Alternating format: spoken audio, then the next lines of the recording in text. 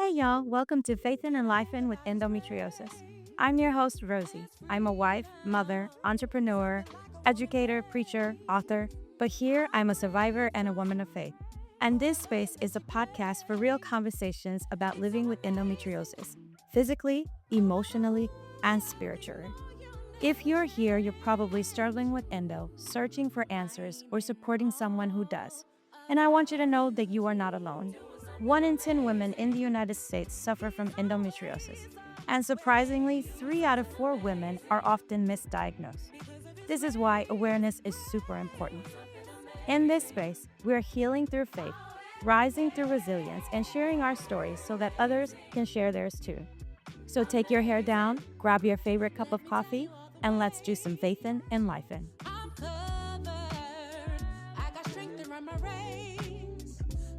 In this episode, I am going to be talking about what happened after diagnosis. As you remember from chapters 1 and 2, how difficult it was to get a diagnosis, to find answers, for people to even understand that I was going through something. The road to diagnosis was very difficult.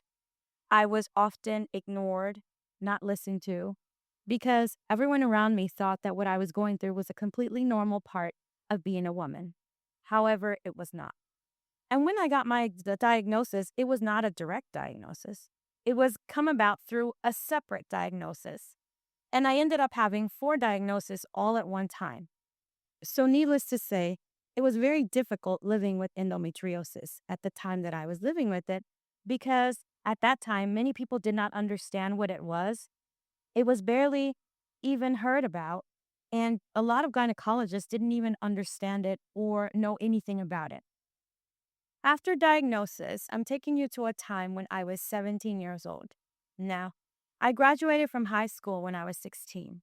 So at that time, I was living at college.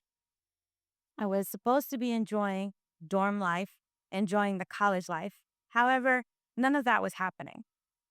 When I got diagnosed, I had a laparoscopic surgery for diagnosis. And for a while, I received some relief from the pain.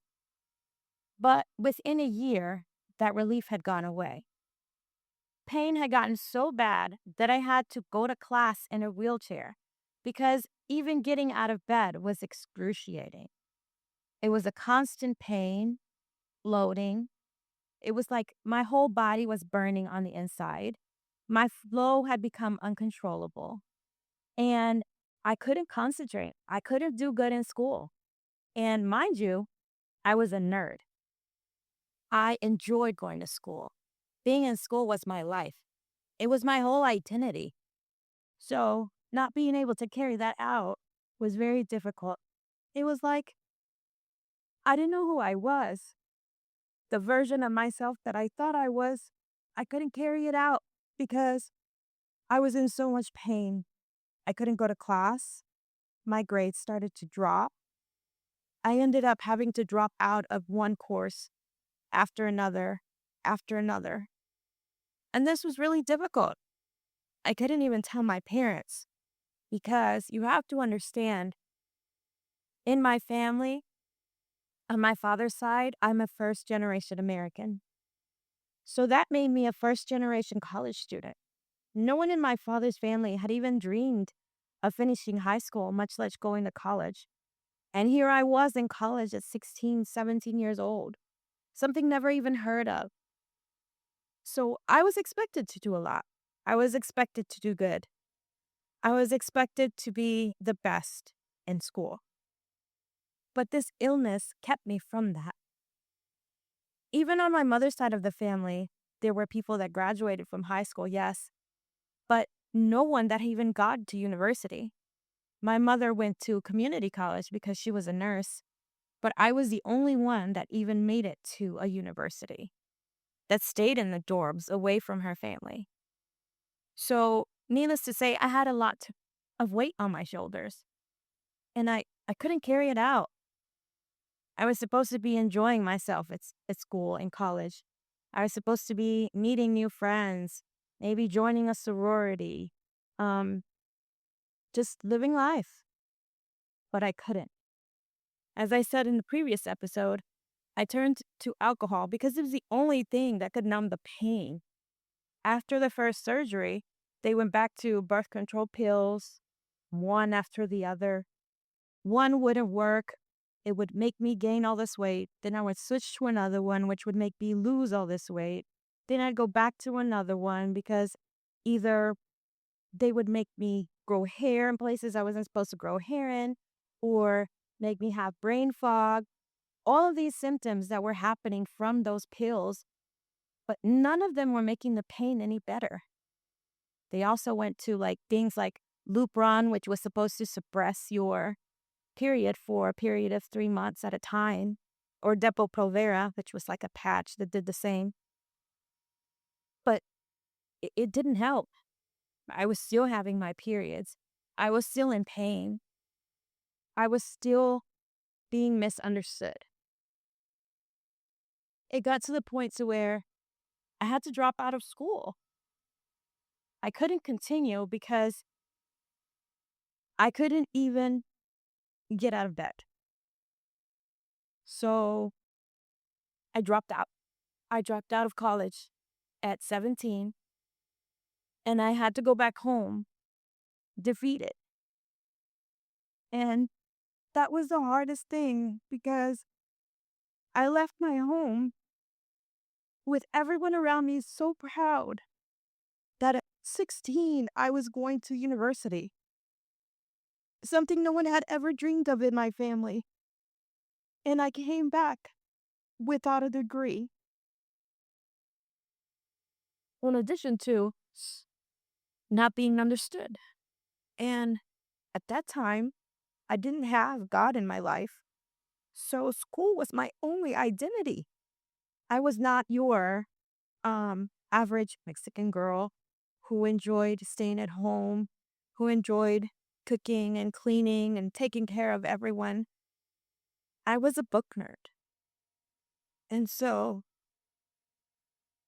losing my identity in this was rough. After that, we usually would go to Mexico in the summer. My parents made that a regular thing growing up, where we would go in the summer to Mexico to visit my grandparents and all of my family there. And I remember that trip because I was in so much pain that I couldn't see anyone. I was just in bed the entire time. And my father's sister, his only sister, my aunt, she told him about this amazing doctor that was in a city maybe about, I'd say, an hour and a half from our town. And he was supposed to be this really great gynecologist. And so I said, well, I mean, I've tried everything else. I tried a curandera. I tried all these pills. I tried alcohol. I tried weed. I tried it all. So might as well try another doctor. So we went to this gynecologist. And for the first time, he actually knew what endo was. He explained it so well. He helped me to understand that there was no cure, that finding the right medication was going to be difficult because it's a hormonal imbalance. And not everyone has the same reaction to the different types of pills. But it wasn't all great news because he told my father and my mother that I had to hurry up and get pregnant or I was never going to be able to get pregnant. He explained how pregnancy was sort of a ovulation suppressant, and me being pregnant was going to keep endometriosis at bay for some time so that it wouldn't advance so quickly. Because at that time, I was already at stage 3. So endo was pretty bad. In addition, I had PCOS and adenomyosis, so that just made things worse. But I'll never forget when he told my parents that I had to hurry up and get pregnant. Mind you, I'm 17, not even wanting to get married, much less pregnant. And in my family, you have to get married before you get pregnant. And so here my father says, he doesn't say, he doesn't tell me, "Oh, I understand. Um, it's going to be okay. If you can't have children, we're going to make it through." None of that. What he did is he practically cussed out the doctor. And he said, "You're crazy. She's 17. She can't get pregnant. So we're not listening to you and we're leaving." And with that, we packed up and we left the doctor's office. So not only was I losing my identity as this amazing, smart school nerd, before even considering being fully a woman, being a mother, I had lost that as well without without even thinking that I could one day be a mother, one day get married, and one day fulfill what I needed to fulfill as a woman. It was gone in a second, and that was hard. After we came home, things got worse. I was totally depressed. I continued to drink, which I know is wrong,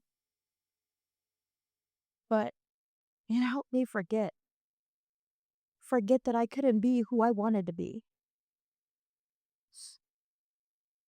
And then, to make matters worse, I was having surgery after surgery because nothing was helping.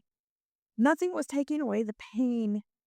Nothing was stopping the symptoms, the burning sensation in my body, the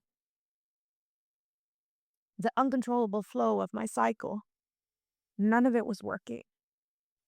So between the time that I was 17 and close to 19, I had at least 6 surgeries, 6 laparoscopies to remove the endo because it was so severe that it was not just around my uterus, on my ovaries. It had gotten to my appendix. I had to get my appendix removed. There were parts near my gallbladder that had to be removed. Twice I got bowel resection because it had gotten to parts of my intestine. I say all of this to help people understand that endo doesn't just affect you in your uterus, or it doesn't just affect you physically. It's a whole body illness that affects you in many ways and can grow to many different areas in your body. There are so many different types of endo that at that time I didn't know. But the particular endo that I had was where parts of my uterus would do sort of a retrograde and attack other areas of my body. And because they were the lining of the uterus, they were making everything in my body have an infection, which is why the pain was so bad. I will also say that it didn't matter how big or small the endo lesions were. The pain was unbearable. And what I've learned now is that sometimes you may have a really small endo lesion, but it could be close to a nerve, and your pain could be at a higher level than if you had a larger lesion. The size doesn't really matter. The place it's at doesn't really matter either. Now, I wish I knew all of this at that time, but I say this because I know there are other women who have gone through this and feel misunderstood. So it's really important that if you're going through this, you find a gynecologist that specializes in endo and has a good understanding of what it is. Advocate for yourself and do your own research, because if not, you'll go through what I went through and what many other women have gone through before knowing what I know now. Now, my story isn't always sad. The beginning of this endo journey definitely was. But by the time I was 19, I had had at least 9 laparoscopies. And at that time, I didn't know if I was going to be able to go back to school. I didn't know if I was even going to be able to be a mother, a wife. I did have a few boyfriends here and there, but I would usually kind of push them away because I didn't know if I could ever become a mother. And when I turned 20, I found the light. The person who is now my husband, I met when I was 20. And even though he didn't know anything about endo, what it is, or the symptoms, he always understood me. He always supported me. If I ever needed him to go with me to the hospital, he was there even before we got married. I remember while we were dating, I had a surgery and he accompanied me. He learned as much as he could by reading what he could find. And he would always bring me a tea thinking tea was the cure. But I never got upset, but I thought it was the cutest thing because he was trying to understand. And I think that that's really important, because if you have people in your life that are not trying to understand, it makes the invisibility worse. I'm thankful that I found him in my life. When I turned 21, we got married. But just like this illness took away my identity, it also took away two things very dear to me. After we got married, my husband knew when we were dating, and I talked to him about my illness, and I told him there might be a possibility that I couldn't have children. He understood and he didn't care, and he said he would be with me regardless. As soon as we were married, I did become pregnant.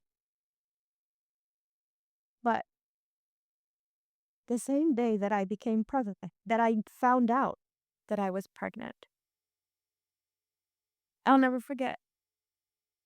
I had this really excruciating pain in my lower back.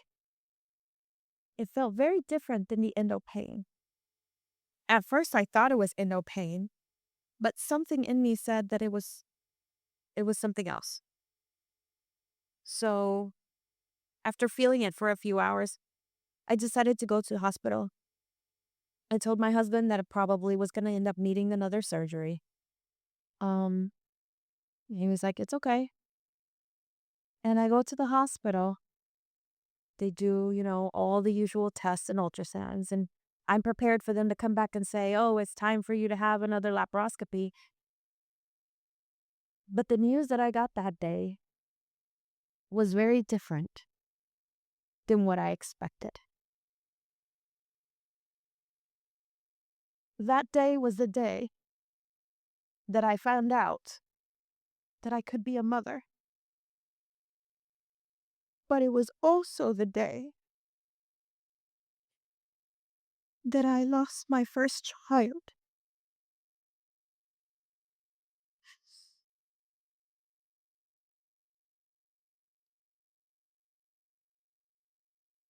And that was a pain greater than any pain that I had experienced with endo. I couldn't understand how a moment of happiness that should have been the happiest day of my life had become the saddest. I didn't get a chance to find out whether it was a boy or a girl or know what it felt like to feel a baby inside because endo has stripped that from me. And unfortunately, that is one of the symptoms of endometriosis. Not only can it cause infertility, but it also causes miscarriages. And I thought it was my fault. I thought maybe if I would have come sooner to the hospital, maybe if I would have tried a different birth control pill or gone to a different gynecologist or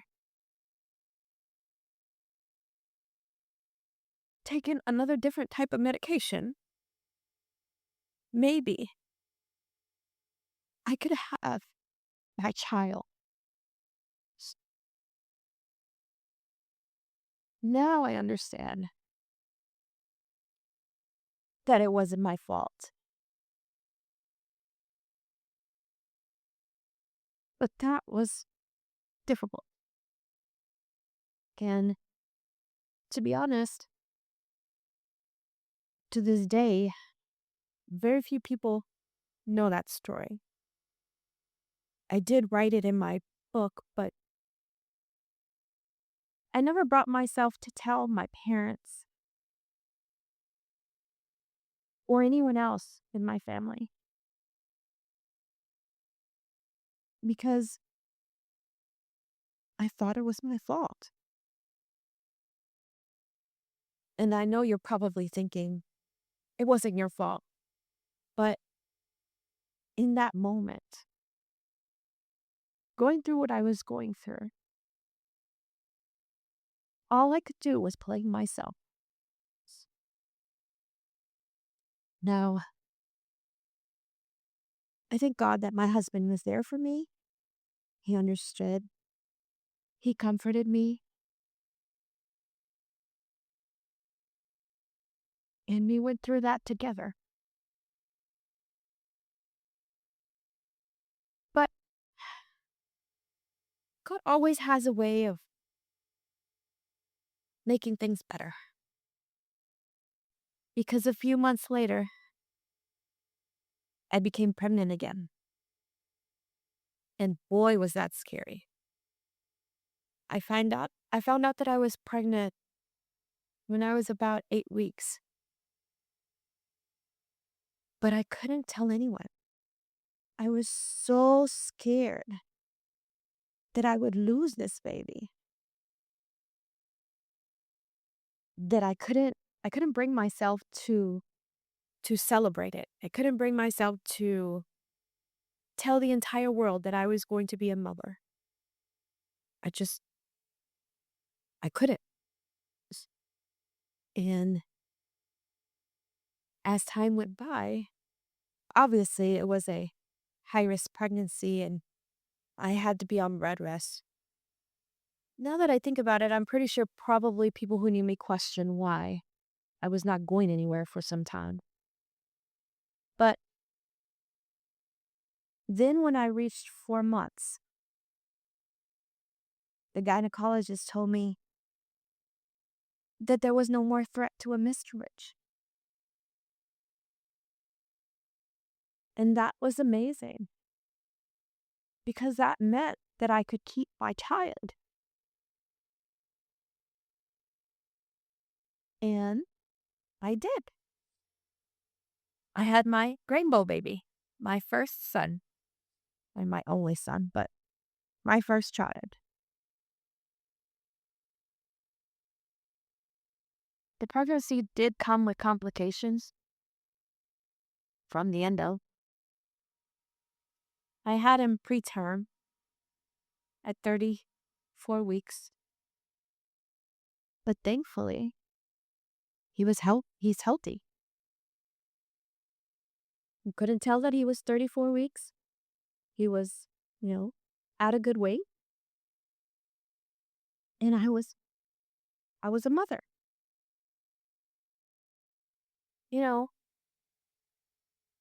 Being a mother, some people take for granted because it's a normal part of life, right? Most women are supposed to become mothers. And yes, you celebrate it. But for me,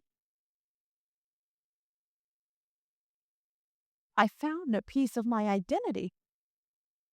And that made becoming a mother for the first time the best thing. And I thank God because despite everything that I had gone through until that point, it was like God was making up for what I have gone through. And I was finally able to be happy. Finally able to look someone in the eye and say, I am a woman. I am fulfilled as a woman. I am a mother.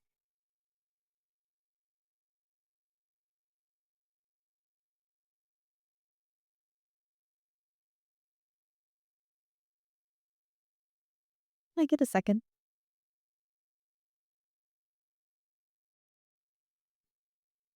So,